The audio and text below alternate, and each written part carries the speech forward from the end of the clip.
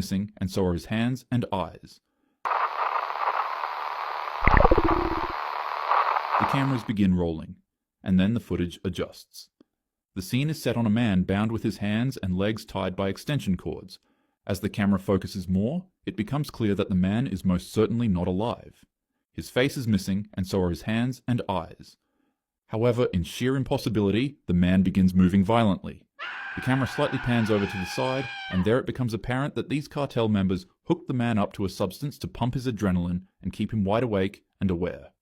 Because of this, it is impossible for the man to pass out. And that's when it starts. The cartel members pull out a knife and stick a metal pole in the man's mouth in an effort to silence him.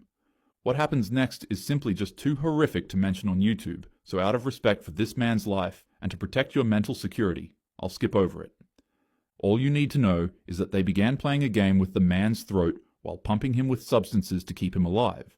The best thing I can compare this to is if you were to undergo surgery and one of the operating doctors forgot to give you anesthesia, which, by the way, is just a medical treatment that typically makes you unconscious and unaware during painful surgeries. Normally in a case like this, you'd shoot up in extreme pain, but since you're restrained, the agony would just cause you to pass out on the operating table.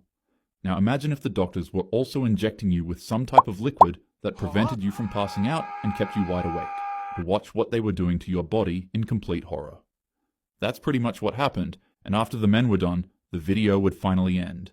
But shortly afterward, another video in the same room would surface.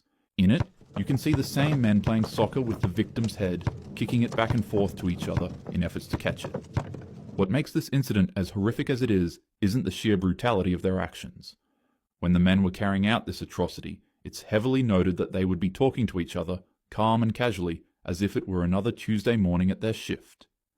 All the meanwhile, a popular 80s hit would play in the background, striking a mind-boggling contrast between their gruesome acts and the fun and enjoyable disco song. The song